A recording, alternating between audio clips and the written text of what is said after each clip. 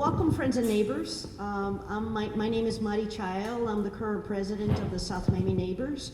And I want to take this moment to thank our friends and community partners, the South Miami Elks Lodge 1676, for hosting this lovely venue. So please give the Elks a hand. Thank you. So the South Miami Neighbors have put together candidates forum for many years, and because it's important to know where the people who are running for office, our fellow neighbors, stand on the issues that are important to us, the residents. Now, the South Miami Neighbors do not take or do not back any individual candidates, and so running for the mayoral office for 2016 is our current mayor, Philip Stoddard, and the others who are also seeking the mayoral seat include Horace Filiu, former mayor, and Claudia Harry. Now, all three candidates initially accepted our invitation to come. And for whatever reason, unless they come in progress, for some reason they decided not to be here. So we'll keep the seats open for them should they decide to change their mind anytime during the night. And we want to thank Mayor Stoddard for coming. So this event is for us. I mean, you all are welcome to ask Mayor Stoddard any questions you might have regarding the governance of our city. Well, hearing the ground rules, it sounds a little bit like a bunch of cats playing with a mouse. But I wouldn't have missed this for the world. I mean, this is why I agreed to become mayor 6 years ago on February the 7th. 6 years ago on January the 7th. My neighbors tricked me into running for mayor, and I've been at it ever since. But this is a wonderful city, and I'm just absolutely honored and pleased to serve. You know about the things that happen on the dais at City Hall, but most of the job is constituent services of one sort or another. Everybody has my phone number. Everybody knows how to reach me. I get on my trademark blue bicycle and bike around the city. I see things, people stop me, they talk to me. And I spend a lot of time just engaging the residents of the city and trying to make things work better for the residents in every capacity.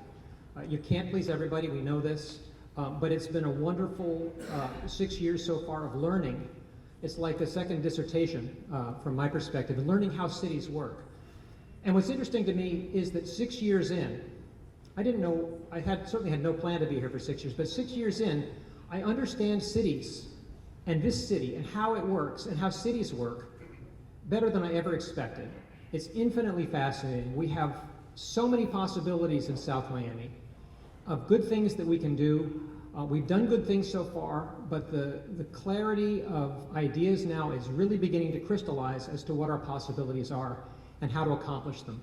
So if you bear with me for the next 2 years, we should see some interesting options beginning to develop and come forward. And I'm looking forward to 2 more years of good service to the city. Yeah. There has been some conversation about the city of South Miami purchasing a portion of the Loveland Trail. Is this accurate? If so, what are the benefits and purpose of a purchase? How will South Miami work with the other cities to make the Loveland Trail and underline happen? So let's begin with the other cities. So with the underline, it was really handed to us on a plate. Meg Daly got the idea of the underline from a friend. She's carried it forward. She asked us to contribute $25,000 to help with the design. And we did. Actually, she asked for $30,000, we put in $25,000. $30,000 was our portion. The design was done, and the design includes most of the design work, interestingly, has gone into figuring out how to cross roads, because that's the most treacherous thing for a person on foot or on a bicycle. And James Corner Field Operations, who did the design work, did a beautiful job. And so South Miami, when this is built out, will get the benefit of that work. And I I heard comment that we gave the money for the Brickell region, which is not true. They're going to start building at Brickell because that's where the greatest density is. But we've gotten our money's worth. We've got a superb deal out of this. How do we work with the other cities?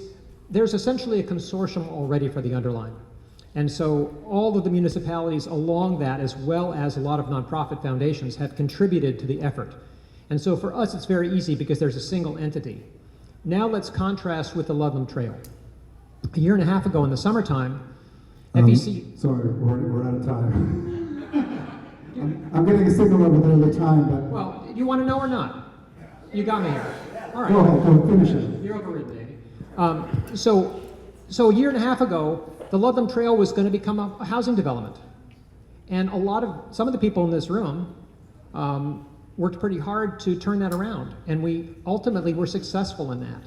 So we got it protected for the purpose of a pedestrian and bike trail and essentially a long linear park. Now comes the tricky part. How do you make it into a park? And so we have a lot of interested parties. South Miami is obviously interested. A lot of our citizens took part in it. It borders our city on the west side. Farther up, you have unincorporated Dade County District 6. You have the city of Miami. So 3 interested parties have to come together and figure out how to make this work. And the underlying model is not a bad one.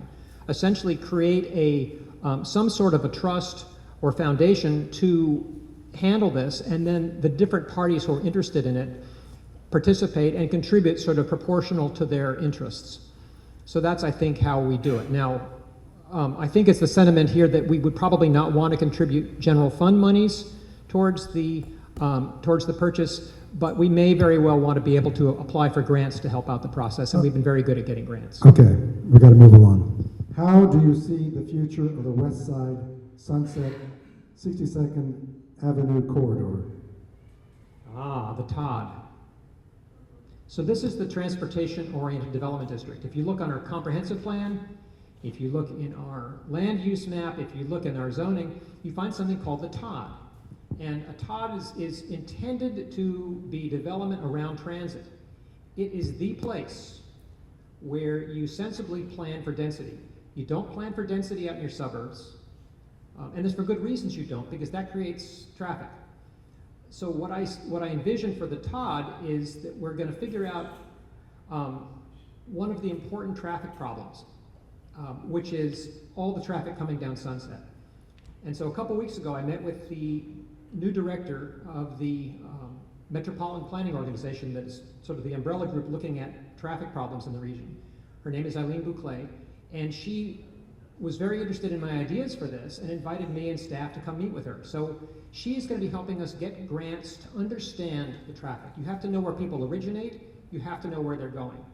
And after that conversation, I followed up by talking to the manager at Shops at Sunset, who told me that there are 250 cars a day of people who park on the east side of US 1 and walk back across to the west side of US 1. That means they're driving across our city twice a day unnecessarily. So if we can intercept that traffic on the west side of the district you just described, we can keep those cars out of the stickiest part of the city. So understanding your problem is something that has to go ahead of solving your problem. Now, given that, let's look at one more building, and that's the Valencia. Valencia has a density of 113 units per acre. Did anybody know that? 113 units per acre, a staggering density. If you go by Valencia at rush hour, like I did this morning, and like I've done many times, there's no traffic. There is no traffic in the area of the greatest density. And why is that? Because people move there and live there in order to take the metro rail. And that is what the TOD is about. It's capitalizing on the metro rail, attracting in people and businesses that want to use transit. And so they don't create traffic in your city. And that's the magic of a TOD. You get incredible value out of it. It builds up your tax base, so you've got money for parks, you've got money for traffic calming in the suburbs, you've got money for street trees, you've got money for police. And it comes out of people who don't use cars. I'd like to follow up, though, to specifically talk about the 62nd Avenue corridor, since that was part of the question. Are there any plans for that area, undeveloped area there of 62nd Avenue? So I know that Michael Miller and Alex Zachariah would like to build townhouses along the west side of 62nd Avenue. And townhouses are probably the best thing you could build there. There's a huge demand for townhouses in the city. They give you something of an elevated land value without creating a lot of traffic. And again, because they're within walking distance of Metro Rail, it'll reduce the amount of car traffic we get in the city. How do you interpret the fact that your fellow candidates chose not to participate tonight? Quite a question. I think they are afraid of the purple pirate octopus. Some of the mayoral candidates have raised concerns about the city's current mosquito control policy. What is your position on this issue? Oh my God, I've been studying for this one for 40 years. And will this city address the Zika virus, by the way?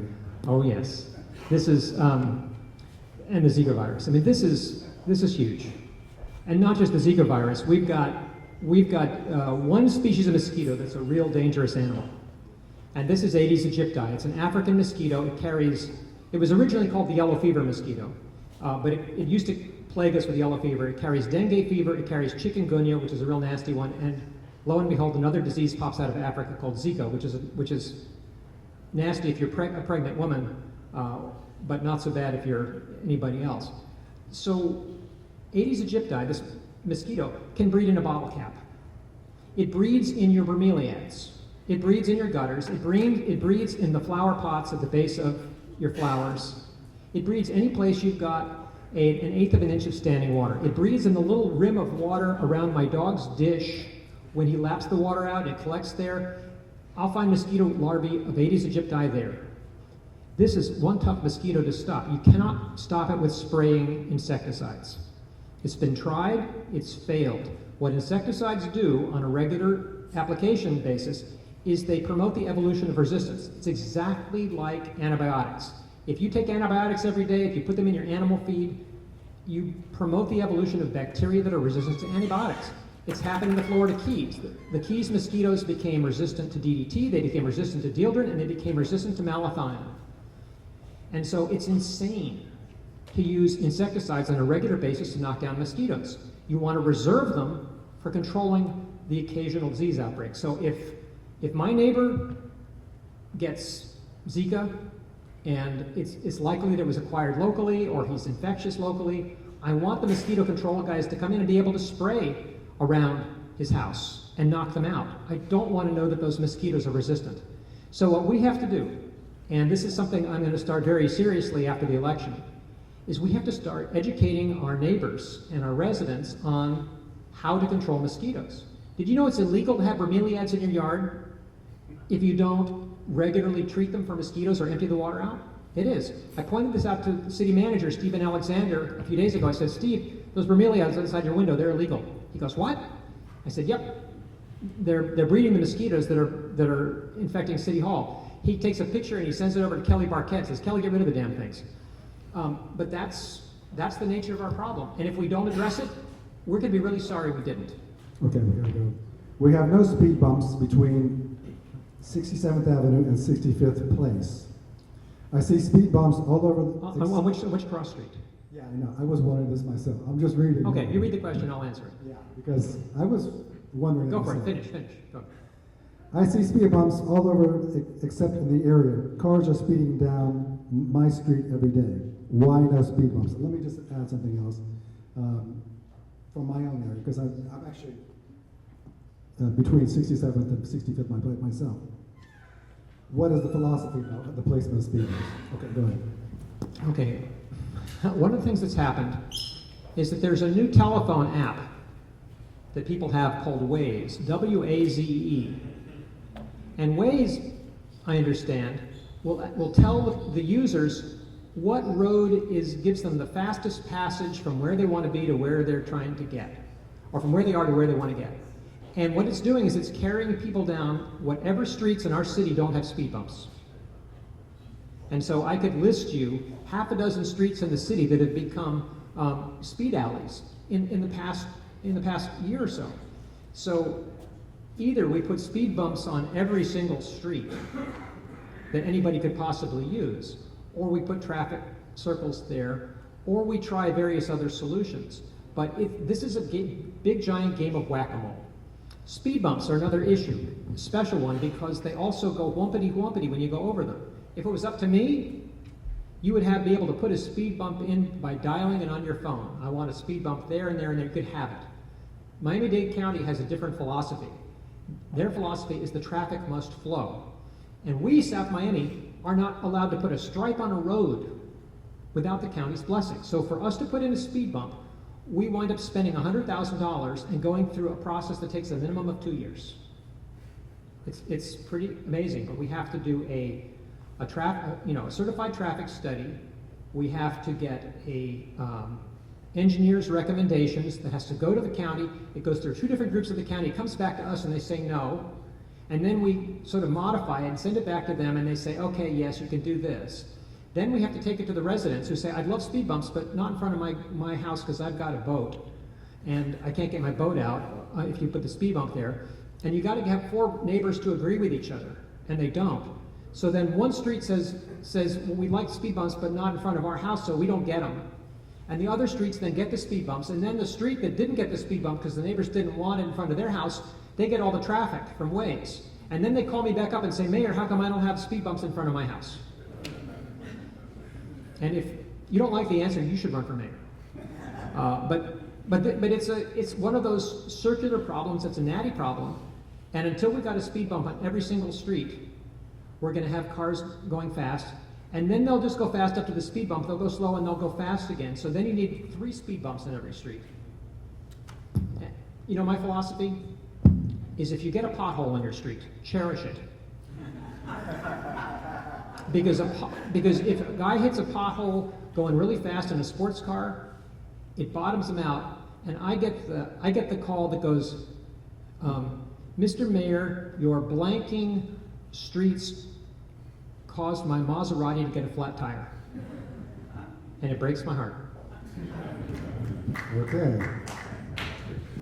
Claudia Howard says, quote, Mayor Stoddard signed contracts with FPL contrary to his campaign promise in the last election, end quote. Mayor Stoddard, how do you respond to this remark? Well, first of all, it's just a lie. I mean, that's what it is. I didn't. But let's talk about the franchise agreement, because that's the only contract we've signed. Our franchise agreement came up for renewal, and I spent 18 months negotiating our franchise agreement with Florida Power and Light. I drove them crazy. Ultimately, we got 12 pages of concessions out of FPL on our franchise agreement. I also got 3 different energy attorneys to review not only the franchise agreement and help us negotiate it, but also to say what are the options we had for not having a franchise agreement. And the short of it is, if we did not have one, $1.1 million a year would have gone from you, through your electricity bill, to Miami-Dade County and never come back to the city. Now, that $1.1 million is currently paying the debt service on our community center and our parking garage downtown.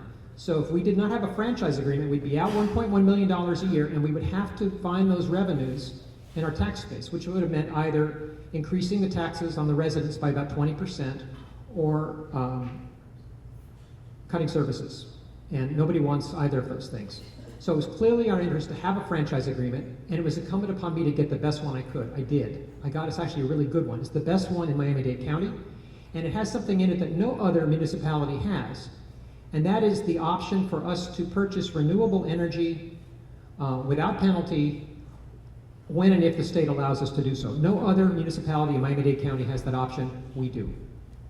What are your plans for improving quality and quantity of parks and playgrounds on the northern side of the city? Does the new master plan address the shortage of recreational facilities on the northern side? It's sure better, or they're not getting paid.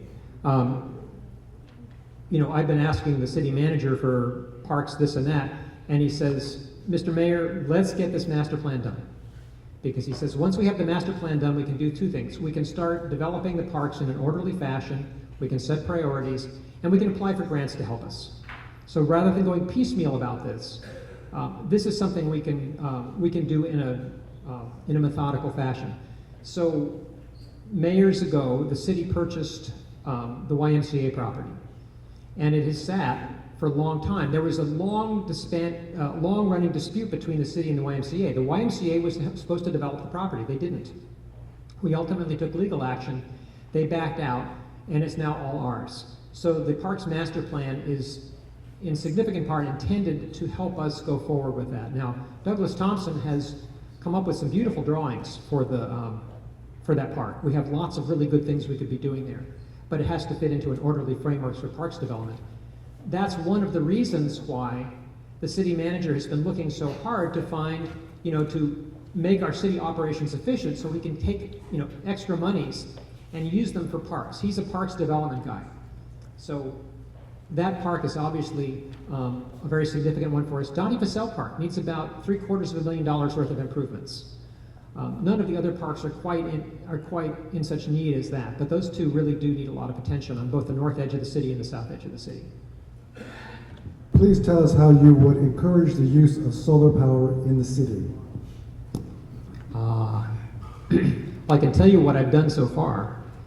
So one of the things we've done now twice is to do a request for proposals to local solar installers to get the best possible prices. And when we did this, we actually gave them a little checkbox they could sign saying whether they would extend South Miami pricing to everybody in Miami-Dade County, and they checked it. So we have now negotiated the best prices on rooftop solar available anywhere in the region, and they're available to everybody in Miami-Dade County on account of our efforts. So we've got city residents who are taking up our installers on these good prices, and we've got solar installations going on all over the city. Now, it actually makes more sense. One of the things that people sometimes say is, why don't we have solar streetlights? And the reason for that, there's two reasons. It's not cost efficient, and the second is that we like tree canopy, and there's no point in having solar streetlights when you got trees growing over the top of them because they don't get sunlight, and then you don't get your lights at night, which is counterproductive. So solar streetlights don't make a lot of sense in South Miami, but rooftop solar does, especially for those people who've got an open roof. Gray and I put solar on top of our house a year and a half ago.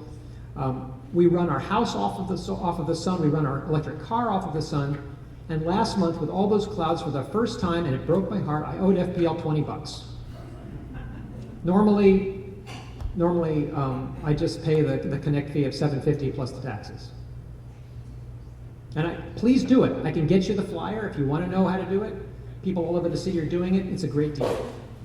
About how much it costs to install solar panels on your roof? Okay, so we went Ballpark figure. We went for more than the house needed. We put 7,500 watts on the house. The initial installation outlay was about a little over $16,000. We got 30% of it back on our taxes the next year. I got a $5,000 check back from Uncle Sam. So the final outlay was $11,500. And that means that over the life of the system, I get an 8% return on investment, tax-free, inflation protected. If FPL gets their rate increase, that goes up to an 18% return on investment. I wish I could do my entire retirement account on solar on people's roofs. Okay, now to a completely different subject. Our city budget is currently in the midst of a promising trend of decreasing expenditures paired with increases in city revenues. With the commercial building boom underway in our city, we can expect revenues to further increase from where they are today. As future mayor, what do you see as the best ways to reinvest the budget surpluses we currently have towards improvements to our city? What are your priorities? Parks and sewers. And I'll tell you a little bit more about that if you want. I've talked about parks already. You want to have sewers for all the... Well, let me explain. So parks are wonderful. Parks help make a city. I'd love South Miami to have the best parks in the region. Our parks need work. People love parks. Parks help make a community. No argument? Okay, parks are important. Let's put money in parks. Why sewers? 2/3 of the city is on septic. We started working on sea level rise here. We contracted for a hydrogeological study, and we got some disturbing news, not unexpected, but disturbing nonetheless. And that is that the areas around Snapper Creek and the Loveland Glades Canal are about to lose their septic systems. And the reason is that the water table has been rising with the oceans. As the sea level comes up, the water management district has raised up the water table. You get some additional lensing. Water drains more slowly. A septic system fails when the water table reaches the height of the drain field. In fact, what happens is when you flush the toilet, it doesn't go into the septic tank anymore. It goes into your bathtub. And that's the day people move into a hotel. We never want that to happen in South Miami. So the city has already asked the state for assistance. We got money from the legislature, and Governor Scott vetoed it. But despite that, we went ahead, because we had some reserve money, we went ahead and we put into capital improvements to start the engineering study necessary to begin planning out the sewers in the Snapper Creek neighborhood, because that's where the water table is closest to the height of some of the drain fields. And so we want to be able to catch that before people notice it from inside of their houses. You know, if everything works right, you will never know there was a problem. That's my goal. Public safety is essential in having a community in which people want to live and invest in. Yet some say that the South Miami Police Department is currently understaffed to carry out its core duties. In your opinion, is the South Miami Police Department sufficiently staffed to carry out its duties? If not, what can be done to better recruit and retain talented law enforcement professionals? Staffing in the South Miami Police Department has gone up. Chief Landa has been recruiting. You want to hire the right people, and there's always competition for the right people. It's interesting, Jimmy Morales, the city manager of Miami Beach, actually decided he wasn't going to hire any cops who didn't already have a bachelor's degree. We haven't yet taken that policy, but it emphasizes the fact that you want to hire very, very carefully. And so you can't bring in droves of people. If you do, you get droves of problems. So do we have the right staffing? We're pretty close to fully staffed. There may be, I think the chief has been looking for a couple of positions, but he's actively recruiting. We increased staffing recently, and we did it for a very good reason. One of the things I learned in my studying of how to be a good mayor is that community policing programs are extremely successful and popular around the country where they've been worked out properly. I've been, pestering city managers and police chiefs for a long time to get a good community policing program started in South Miami. When Chief Landa became chief, he said, "We'll do whatever you guys want." The manager said, "We want community policing." The chief began carrying it out. What this has meant is a couple things, but in particular, it's what Landa calls own a zone. So instead of having the officers move from zone to zone throughout the city from one day to the next, each officer stays in one zone. It's his or her zone. And so they're there every day. They get to see the patterns. They get to know when your car is in your driveway and which cars are in your driveway. When something is out of place, when a person is new to the area who doesn't look like they're quite fitting in, say, "Hello, sir, can I help you?" And people get to know their neighborhood cop. And so in the first year after this was instituted, the reported crime rate, reported meaning reported by you guys, in South Miami fell 32%. 32%. We have never seen a drop like this. It was remarkable. I saw the figures at halfway through the year, and I didn't say a word about it to the public because I said, I want to see if this holds up throughout the whole year. And it did. It was amazing. Now, this last year, we just got the figures in, they're not published. It's up a little bit. And it's up because we had a big spate of car break-ins. We had, around Christmas time, we had three different groups of people who were going and opening handles on unlocked cars and taking the contents. Our cops caught them. Actually, one of them was picked up in Pinecrest because of our BOLO, Be On Alert. But the other two groups were picked up here, and that stopped.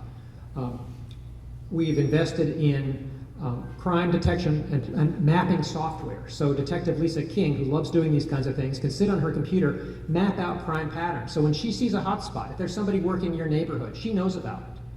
And then the Criminal Investigation Division can plan out how they're going to catch the person. They can put out a bait car, they can put out video cameras, they can put out secret patrols to watch, and they'll catch them. They love catching them. Our cops are like hunting dogs. This is their favorite thing, is catching bad guys. So we often get, everybody wants a cop on their street patrolling. Everybody wants a cop on their street at rush hour ticketing the speeders. We don't get money for ticketing speeders, by the way. It's not a cash cow for us because most of the money goes to the county. But I think the thing that really matters to people the most is to make sure that we get good patrolling and quick response times. And that is where Chief Landa has really excelled in the past couple of years with his community policing program. There has been a lot of talk I've seen on the TV broadcasts of the city commission meetings regarding the future of City Hall itself and the property. Are you planning to bring up the future of the City Hall property up to a public vote? I brought up the subject of the City Hall property at the State of the City address. How many of you were there for that? How many of you were not there for that? I got an education problem. It wouldn't make sense at this time for the city residents to vote on something that they don't yet fully understand one way or the other. I don't believe in asking people to make decisions, important decisions, until they know enough to make an intelligent decision. And our city residents like to be properly informed about important decisions before they make them. So we could begin the process for most of you tonight talking about what the issues are and why we would even consider City Hall revisions. Because for some people, it's like, why would you even think of this? Why is this even an issue? It looks fine to me. It's been there forever as far as I know. What's the problem with City Hall? It hasn't collapsed. Well, some things you should know about City Hall just to start with. First of all, from my perspective as a mayor, which is different than my perspective as a citizen. As a citizen, I see City Hall is there, I kind of like it, it's fine. What's the problem? As a mayor who's responsible for the welfare of 150 employees, I see City Hall as a bad place to work for 100 employees who work in the City Hall and the police station. It's a bad place to work. And the reasons are, the concrete is beginning to crack. It's held together by the rebar. You probably didn't know that. I can show you pictures. The building is hanging together because of the steel rebar between the broken pieces of concrete in places. The slab is wet. There's water soaking up. From the wet slab, it goes up into the wet plaster. It causes the plaster to bubble. The paint peels, bubbles and peels. The walls become moldy and the floors become moldy. The mold levels in City Hall, after 2 years, reach the level of buildings after the Hurricane Katrina floods. We have staff who get sick. And I'm not allowed to tell you who gets sick, but there are staff who are chronically ill when they're working in there when the mold levels go high. Even for me, because I'm sensitive to mold, coming into the dais and sitting in the back of the commission chamber, when the mold starts building up, I can feel it in the back of my throat in a few minutes' time. What we do is we strip the carpeting, we strip the plaster off the walls, we replaster, we repaint, we recarpet, and within 2 weeks the plaster begins to bubble again. Sorry, the paint begins to bubble again. It's a chronically wet building. Next one is the layout is terrible. It's very inefficient. And it's just badly laid out. The building faces, where does the building face? The building faces the back of the library. It presents not to Sunset Drive, like a civic building ought to. It turns itself sideways and it presents to the back of the library. Whoever designed this thing turned it so it faces away from the public. So as a civic building, it doesn't have a good civic face and a good civic presence. It doesn't speak properly. You can barely see it from Sunset Drive. I'm going to keep going, Dave. It's energy inefficient. We spend twice as much on air conditioning in City Hall as any other recently built municipal building in South Florida. And we cannot retrofit it with more efficient air conditioners because that's how the building is done. So we are wasting electricity. The city manager spends anywhere from $20,000 to $100,000 a year in repairs on City Hall because it's old and it's in constant need of repair. So, and finally the layout is, as I said, the layout's bad for the staff as well. We wound up putting most of the staff into the Silva Martin building, the historic stone building out front, because the public needs access to a lot of our staff. Upstairs is not ADA compliant. It was a lawsuit waiting to happen. We were threatened. We got the staff out of the upstairs. And got them where the public could see them, where they could interact better. The problem is Silva Martin, as a As an old building with with a pitched roof, the acoustics are unbelievably bad. If you ever had a meeting in a room like that, everybody hears everybody. It's noisy. There's no privacy. We've had good staff like Chris Bremo quit, in part because he did not like working in that space. And so it's a bad space for our staff. It's a historic building that is supposed to be for the public purpose, but it's really just become the jammed little set of cubicles. Staff recently discovered it's not a building that they can escape from easily after some of the shootings that have happened.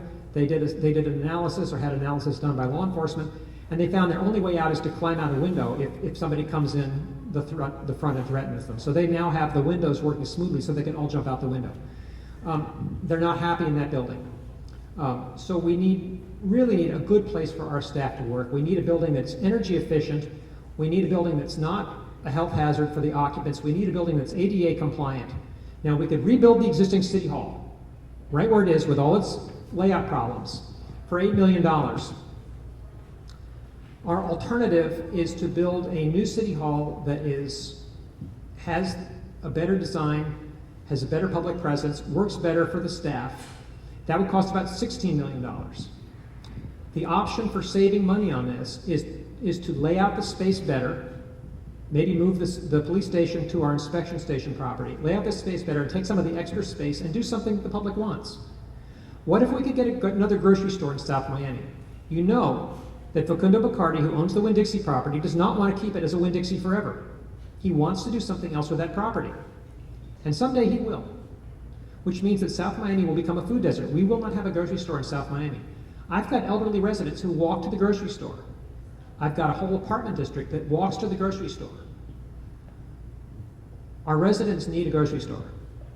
And so I've been watching good grocery store properties disappear while I've been mayor. The spot up on the northwest corner of Sunset and 62nd Avenue I had my eyes on, medical office.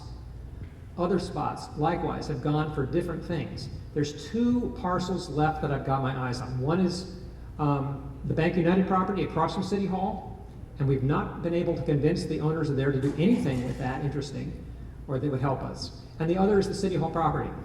So we may or we may not be able to get a grocery store into the City Hall property, and we may or we may not be able to get a grocery store onto the Bank United property. I would guess we will not succeed with the Bank United property because of its value, and grocery stores don't have high value.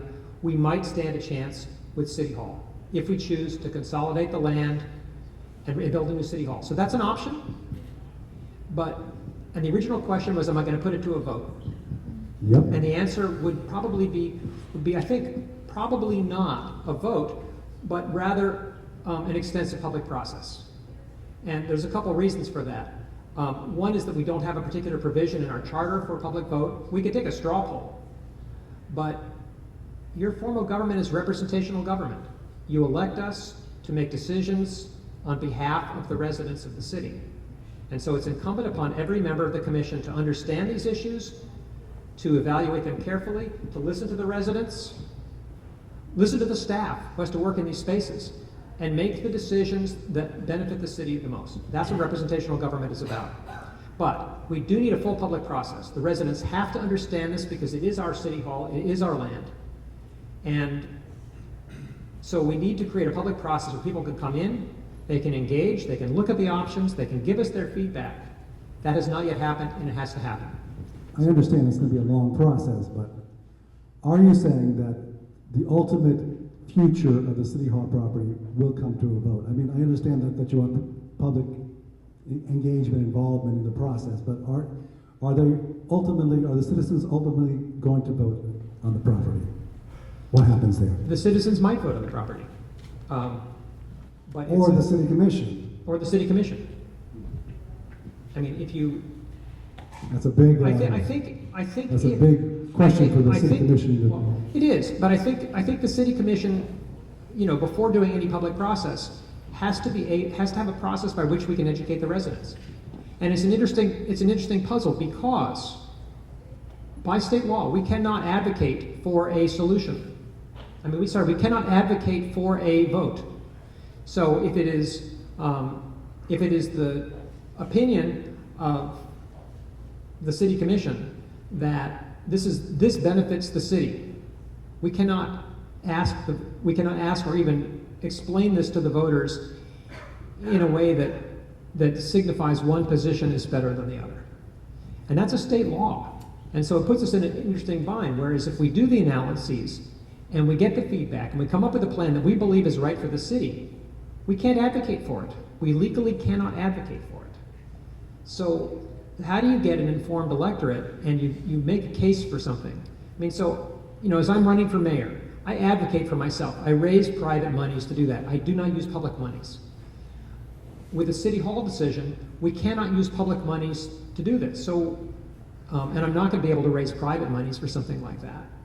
So it puts us in a pickle. So I still think that the public process is the best way to proceed at this time. And so I don't want to have people vote on something they don't understand. Doesn't make sense. Taking a lot of time on this subject, but one last question. The future of the Silva Martin building. Are you in favor of, are you personally in favor of building around it or trying to move it? Which is a very risky proposition, to say the least. Actually, you're wrong on that.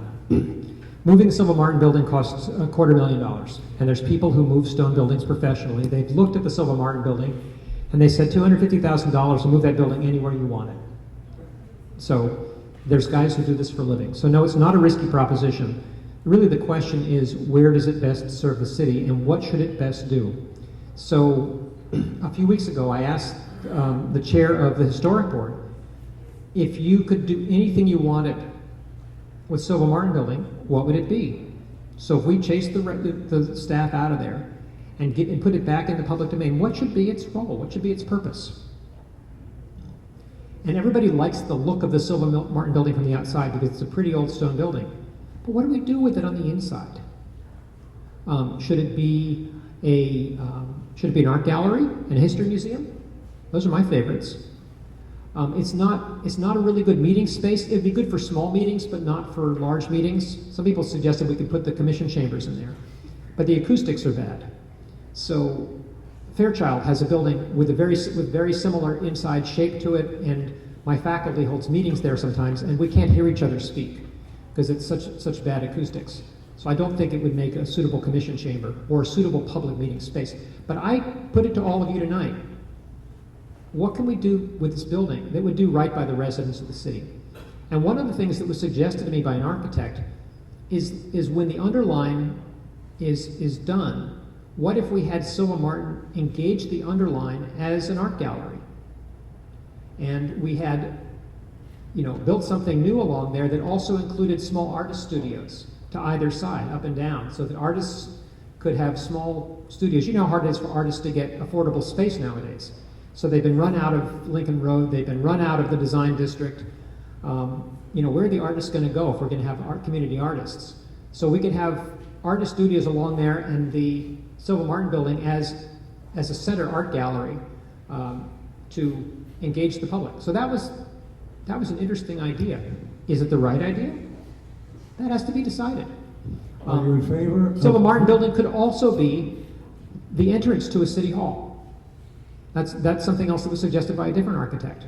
What if you came into City Hall through the Silva Martin building, and it's got a beautiful stone floor and a nice fireplace? You probably never even see those features of the building because you just come in and there's a desk smack in your face. But what if maybe it could become a really gracious entrance to a new City Hall? That's a second possibility. I like that one as well. So you haven't really decided whether you want to keep it there or try to move it? No. Is that what you're saying? I haven't decided on any of these things yet. I understand the needs. I understand the problems. I understand that there's a range of possible solutions, but I don't think we yet have a best solution. Okay. We got to move on. All right. You want to ask the other candidates what they think? Sir, we're going to finally move on to something completely different. And by the way, just briefly, our former mayor did propose to build a new city hall and proposed that we finance the entire cost ourselves. And that was back when he was mayor. And in fact, they did that great big project down Sunset Drive, you may remember, that was really a water project. And they put in a 12-inch water main. which would support a lot of development in that site. So There are parking issues in the downtown area. Ticketing is excessive. Payment devices do not always work properly and are not user-friendly. How can parking enforcement be improved so that local businesses do not suffer because of parking inconveniences? there's so many little, just give me the card. There's so many little questions in here. Okay, parking issues in the downtown. Ticketing is excessive. Would you like us not to issue parking tickets? We could do that. And then two things will happen. Thing one, you will never get another parking space because all the employees from all of the shops will park in the spaces that you might want to park in yourself. You will never get another parking space. Number two, we will have to raise your taxes because the tickets do constitute some of our revenue. So part of the way we were able to lower property taxes on the residents was by shifting the revenues into other places.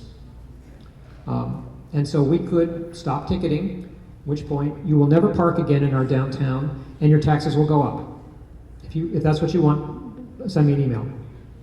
Payment devices do not always work properly. Okay, there's some truth in that. And that is that we have a cell phone, they're connected by cell phone to Canada. And so occasionally the cell phone service is flaky. So what they've been doing is putting in wireless, essentially Wi-Fi in the downtown. They've got it working. They're hooking up the pay stations via Wi-Fi instead of by cell phone connections. So this will make it more reliable. They're adding more Wi-Fi modems in the downtown area right now to improve the service and try to get more of those pay stations onto the Wi-Fi. Not user-friendly. This is because whoever's doing it does not use the cell phone. If you get the Pay by Phone app on your cell phone, you can park in South Miami, Coral Gables, and the city of Miami with the press of two buttons. And not only that, but it sends you a little message when your time's about to run out and asks you if you want more time. And you say, yes. You never get another ticket. It's amazingly friendly. Everybody seems to have one of these things. Use it. Pay by Phone is the app. It's green, it's friendly. How can parking enforcement be improved so that local businesses do not suffer because of parking inconveniences? It's not a question of parking enforcement. Parking inconveniences come from two things. One, from a lack of available parking where people want to park and when they want to park. And two is from the parking garage not being a friendly place for people to park. So we've been putting pressure on Mark Richmond, who runs a lot of the parking garage, to make the parking garage a friendlier place so it's really convenient. And as for parking enforcement, probably some adjustments to the valet parking need to be made, and also getting the price right on parking so that some spaces are open when you need them. If you make parking cheap or free, the place parks up and you cannot find a space. If you make parking too expensive, then people don't want to go there. So you have to adjust the parking to just the right price so that roughly 10 to 20% of the spaces are open at any given time, and that's when your downtown is going to work the best. Thank you. And that comes from the work of parking experts like Donald Shoup at UCLA, and probably the only person other than Victor Dover in the city who has read Donald Shoup's entire 700-page book on parking. That's what happens when you elect a professor to be a mayor. He reads these things. Do you think South Miami would benefit from a local trolley or circulator route? Would it be free? Yes, and yes, I think is the right answer to that. And I say I think, I don't know. And part of the reason I was meeting with the director of the Metropolitan Planning Organization was that very question. Can we intercept traffic coming into our downtown, park them on the edge, and then run a circulator around to get people where they want to go and reduce our traffic? That was my question. And the answer is maybe we can. And the city manager is very interested in this idea as well. So we're exploring it. We've already got maps drawn of where a circulator bus would go. And so now Jennifer Korth, who many of you know, is applying for grants to do the studies to find out if this will work for us. And the NPO is helping us with those grants. It sounds like a lot is going to be happening west of US 1. How can we get a pedestrian overpass across US 1 that connects east and west? Pedestrian overpass is a very popular idea. probably a more popular idea than a popular structure. We're still interested in doing it, and probably the best way. So one of the things that's in the air is how the new owners of Shops at Sunset are going to redo their building. One of their ideas is to do a hotel up in that north point where Red Road and US 1 come together. If they do that, it would be an ideal place to connect directly to Metrorail, because the expense of a connector, an over US 1 connector, is the up and the down. That's tremendously expensive. The horizontal span is relatively cheap. So if you already have a hotel on the one side that provides one rise with all the elevators and everything else you need, and the Metrorail provides the other one, you've paid for the expensive part. Now you just need the horizontal span. So that's probably the best way to do it. Now, getting people to use it. You may notice along US 1, they put these overpasses in there. Then they got to put in big fences to prevent people from crossing on foot. Because people get to this thing, they say, you mean I got to climb up 3 stories and then go down 3 stories? That's 6 stories of climbing. I'm just going to go across at grade. And so they go across the highway at grade. So even if we do the overpass, I'm not delusional enough to think everybody's going to use it. They all want it, and then they're not going to use it. So we need to install it in a way and a place that people actually will use it, which would be connecting Metrorail to Shops at Sunset. That would be a boon. People could come into Metrorail, go right across over to Shops. And the second thing, though, is we have to make the at-grade crossing a lot safer. So we're getting some help from the MPO there. The FDOT has been very cooperative with me. The county transportation people have driven me absolutely nuts, because I got FDOT to agree to all the intersections having safe crosswalks, and the county vetoed it. They actually vetoed it. Now, I was successful at getting the one at Ludlam and US 1 for the first time. You may have noticed you can actually cross US 1 at Ludlam. And that was a huge gift from FDOT. And that was my best acquisition. But I also wanted to get all 4 sides of the 70th Street intersection done. And the county said, no, we won't allow it. So we've got to go back and twist the county's arms. Now, one of the most problematic people, the county, has just retired. So we have a little bit of a hope there. But the other thing that's going to help is the red light cameras. And so the red light cameras are installed, they're working, they're not yet ticketing. As soon as they do, you're going to find a decrease in the number of people running the red lights at Sunset in US 1 and at 70th Street in US 1, and it's going to get a lot safer to cross. Is making our community more integrated and inclusive important to you? South Miami is a city of great diversity, both economic and ethnic. What strategies have you or will you employ to encourage more civic participation from all of our residents? I think one of the most important things is making City Hall and Commission meetings a friendly place. And you may remember, before 2 years ago, City Commission meetings were not happy ones. And the voters made a very important change and a very important decision. And I believe it was a mandate for civility in South Miami. And I think the inclusiveness comes from people feeling welcome in all parts of town, and feeling welcome in their city hall. Now, we have a new parks director, we have a new assistant parks director. They are knocking themselves out to create events that are inclusive, that bring people from all parts of the city into different parts of the city where they've never been before. One of the things they do now is they're having city bike arounds. And so people meet at either Dante Cassell Park or at the community center and bike the whole city. So people begin to see the whole city as a whole city. People often stay in their neighborhoods. One of the things you've got to do is get people out of their neighborhoods, seeing other parts of the city. One of my favorite stories, and I think it was one that Dick Ward told me, Dick's probably still here, there he is he took a friend of his over into the Marshall Williamson historic neighborhood. And the person said, "This is really nice. I thought this was a ghetto." And Dick laughed. No, it is really nice, but people don't often go into other neighborhoods and know how nice they are. And so that's one of the important things. Another thing I heard recently, Victor Dover was talking about his street, and he and his wife, Madi Chael, live on this narrow little lane, 57th Street.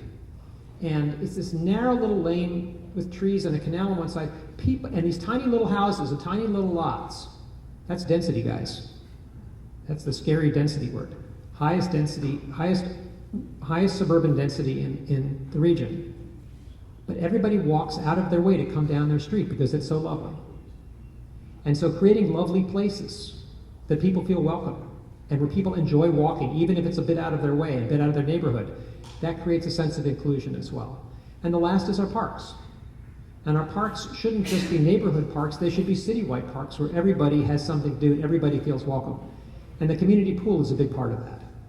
And so we were asked to, by the residents to extend the season on the pool. It was we originally planned it as a 10-week swimming pool. The residents said, this is so nice, we want it half a year. So the city manager said, let me find a way to budget for that. And he found the money, and the swimming pool this year was open for 6 months. And so trying to create these inclusive events, particularly involving parks, I think is part of how we do it. And social and public events. 4th of July is a huge hit. That's probably the most popular one that we do, and everybody from the city comes out for it. And it gives people a sense of community and a sense of their city. As mayor, you have been very involved in the effort to help increase national and regional awareness about the real threats and challenges that climate change and sea level rise pose on our South Florida community. If elected to another term, what actions would you take to help our city of South Miami mitigate the future effects of sea level rise? Many of our city residents already live in a designated flood zone, particularly along the Ludlam drainage area. A year ago, or 2 years ago now, I got money into the city budget, a little bit of money, for our first hydrogeological study to find out what was the state of our water table, what's going on, because you can't see it, it's underground. And we got a draft of this study back recently. And it showed you what I just told you about, and that is essentially that the septic systems are the threatened infrastructure in South Miami. Now, interestingly, South Miami is the highest municipality in Miami-Dade County on average. So when most of the county is underwater, South Miami will still exist, but my house won't. I live, our base elevation is 10 feet, which is well above the county average, but it's low as South Miami goes. But the houses along the Ludlam Glades Canal, Twin Lakes area in particular, have already seen not flooding from the canal itself, but a reduction in the speed of drainage. And that is caused by, ironically enough, sea level rise. Snapper Creek area is starting to see the same thing. There's areas that pool. There's some areas outside the city that also have this problem. And of course, the coastal areas definitely do. So what do? Well, we start getting the city over from septic onto sewer. And that's the first thing we've got to do, because that's the first place we're going to get clobbered if we don't do it. Second thing is that we need to start looking at road areas that are experiencing flooding and improving the drainage, because what's happened is this, as the water table has come up, is that some of the old drain systems no longer have the same drop, the same head on them as they did when they were built. And so that means that the water drains slower, which means we need better drainage and more drainage. Somebody asked me the other day, I think it was Fiona Kelligan, says, how come the drainage in South Miami is so bad? And my answer was that because South Miami was built on a shoestring. I mean, nobody thought about it. Nobody put in the infrastructure. This wasn't a planned city with planned infrastructure. People laid down some asphalt on top of the rock and called it a road and called it good. They didn't put in sidewalks. They didn't put in sewers. They didn't put in anything. People were on wells originally. And then they finally put in municipal water, thank goodness. But they didn't put in sewers.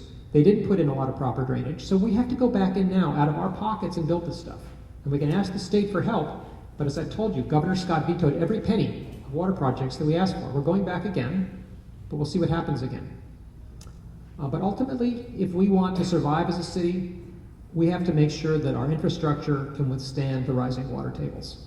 Now, for people like me who live on a transverse glade, my daughter probably won't inherit our house and find it a good place to live and find it of high value. For my colleague Walter Harris, I mean, you get nosebleeds going up to his house. He's at 14 feet. So a lot of South Miamians are going to be just fine, provided that they can drive around without getting their cars into the ditch. What is your vision for the Bethel-Gibson area regarding community resources and development. And then just a little follow-up on the back. What is your vision for the South Miami Rec Center area? For the area around the community center itself. Well, for one thing, it needs is signs that say community center. You ought to be able to drive down 64th Street and know where the community center is. Right now, you can't. So that's one thing. Another thing, and this is actually something we're doing right now, you may not know about, but as part of our citywide transportation plan, which was really designed at the behest of the Neighbors Association to provide a structure for citywide greenways, we did a citywide multimodal transportation plan. Multimodal being the buzzword for everything from trains to roller skates and feet. One of the elements of that plan is a set of well-structured roads and bikeways, complete streets. And so the first of these projects is going to be the 64th Street corridor, which is going to be done in a complete streets design with proper bike lanes, protected bike lanes, good visibility, safe crosswalks. And so immediately north of the community center by 2 blocks is 64th Street. That bisects our city east-west. It's halfway between the city north-south. And that's our first project. So I think one of the things is really to connect the city east and west and make it possible for people to walk and bike to the community center and through these neighborhoods safely, pleasantly, and enjoyably. Why not fix the parking issues downtown by improving the parking garages and eliminate parking on Sunset Drive downtown? Trying to drive east and west on Sunset while people are trolling through spaces slows traffic flow. Sidewalks could be extended and spaces for bike parking could be installed and or other solutions explored. Okay, so There's a second reading. Yeah, this is why we have 2 readings on ordinances. You need 2 readings on some things. So there's some good ideas in here and some contradictions.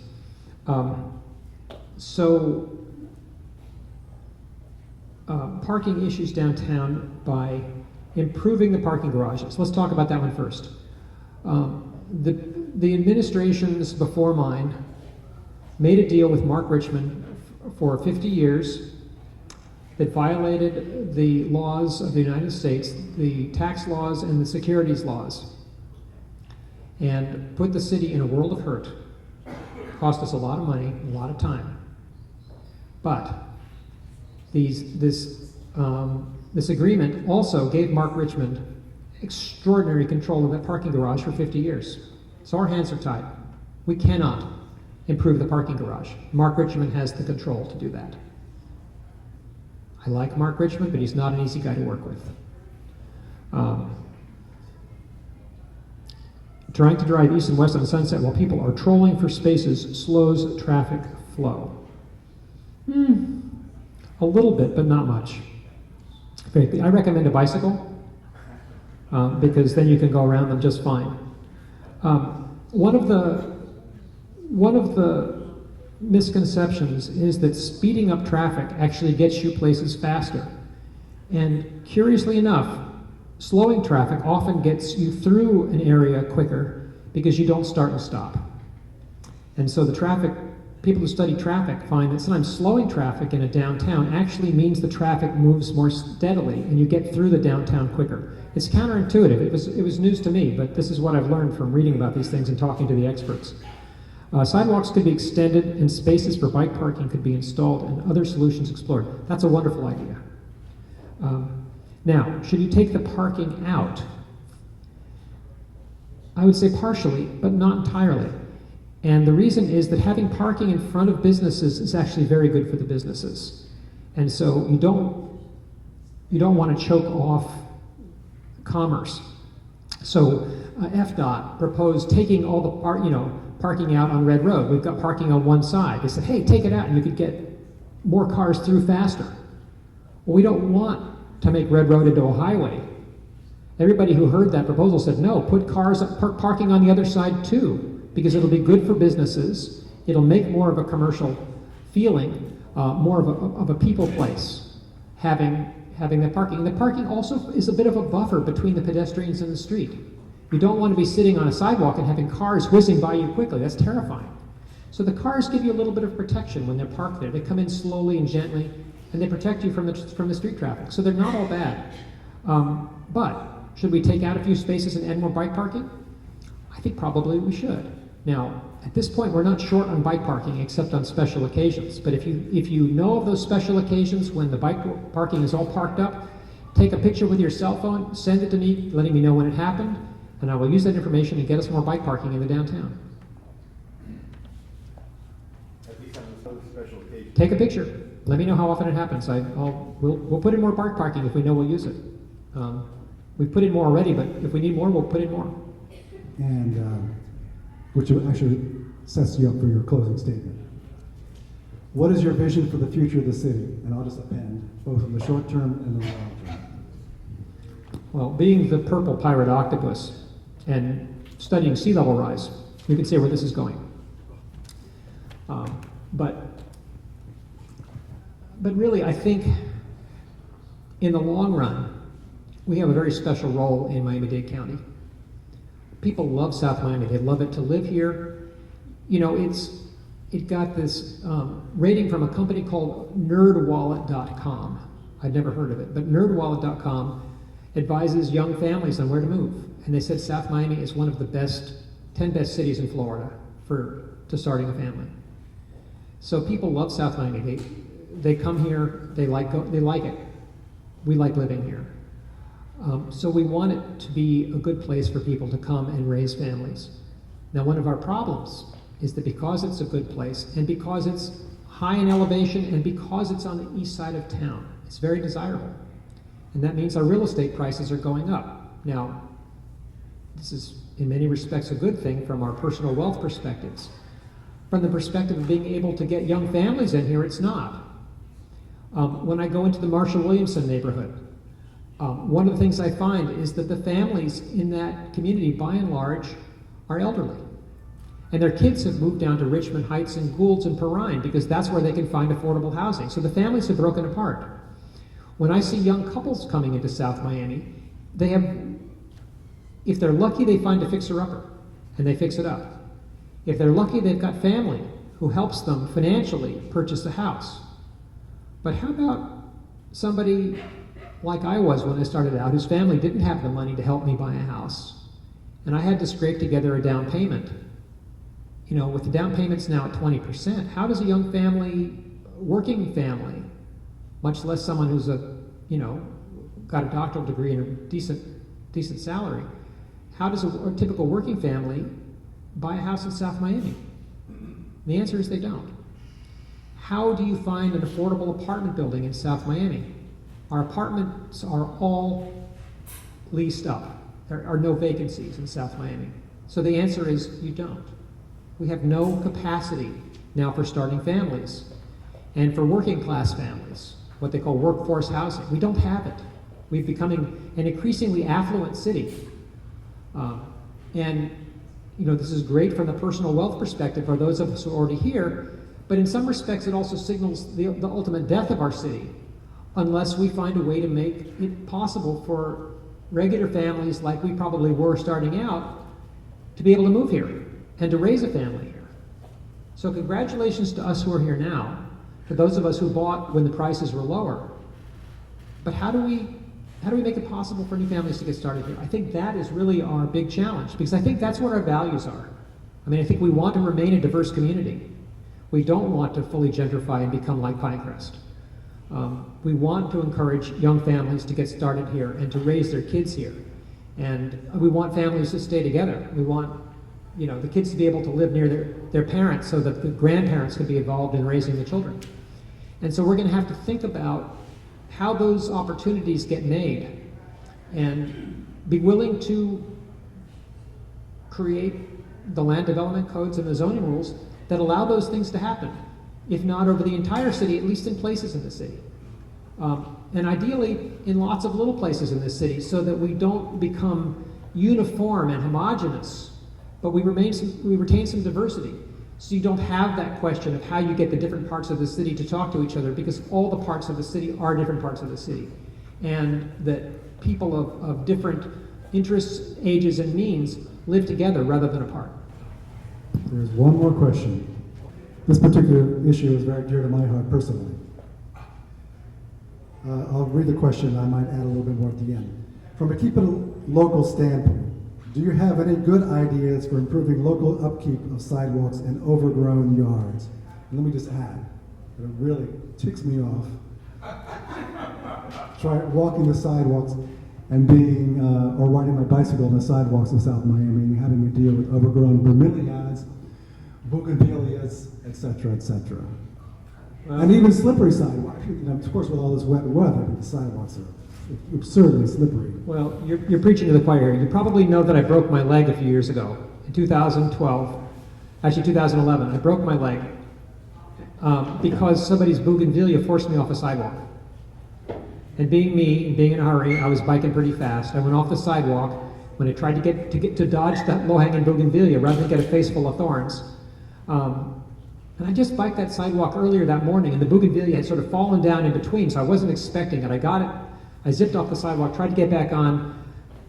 My tire didn't make the climb back onto the sidewalk, and I fell on the sidewalk and I snapped my femur. And I spent time in the hospital, and I had to get surgery to put the broken bone back together. My hip broke. So, you know, I'm with you on this. So what do you do? And you said local solutions. Best local solution is a darn pair of clippers in your back pocket when you go for a walk. And I'll tell you, I do this. And there's somebody you all know in this city. Yeah, but that might annoy the residents. I don't care. You know, I'm the guy who had a broken hip. You know, frankly, I don't care. If the plants grow in my face, if they're on the public right-of-way, the city will eventually take them out if you report to the city. And here's how you do it. If you want the city to take care of it, you whip out your cell phone, you take the picture, click, you send it to the following email address, code@southmiamifl.gov. You type in the address, say please trim. It will happen. So that's how you take care of it on the one hand. The other hand, you ask for local solutions, I'm telling you. The second local solution is a pair of clippers, and I just walk down the sidewalk, and if that branch is in my face, it's no longer in my face, and the person can clean it up. But it's in the public space. Have you ever done that? Many times. I've done it too. In front of Dean Whitman's house, in fact. I'll just go ahead and say. Because Dean always let his darn plants grow in my face, and so I just snipped them off. Thank you. Dean sold his house, and he moved to Miami Lakes. But it is a good. I will say it's a good idea to call City Hall and ask them to take care of it. Well, Because some of them are really bad. oh yeah, but the quickest way is I mean, your cell phone is great. And City Hall will respond. I will specify that Absolutely, too. absolutely. But your cell phone is great, and it's not just the overhanging plants. If you see a hazard, like the other day, I was campaigning and I walked into a branch. I clonked myself on the head because this is what I do, right? I was looking down at my littlest. I walked into a branch. When I recovered from it, I took a picture of it, and I sent it to the city, and they came and they cut it. That's fine. But if you see trash that's where it shouldn't be, take a picture, send it in. If you see a pothole in a road, take a picture and send it in. Anything that's wrong that ought to be fixed. Staff is super responsive, they're super eager to please, and they'll take care of it. And they'll do it with a smile. Okay. Well, on behalf of the South Miami Neighbors and the Elks Club, I'd like to thank you, Mayor Stoddard, for participating in our candidate forum this evening. You're very welcome. And I wanted to thank the neighbors. Thank you. I wanted to thank the Neighbors Association, for putting this together. This is an important South Miami tradition and institution. And I wanted to thank the Elks once again for their extraordinary hospitality to the people of South Miami for hosting this event, for hosting our State of the City addresses, and for being generally exceptionally good eggs who do a lot of good charitable works for the disadvantaged people in our community. So thank you all, and good night. Thank you, good night.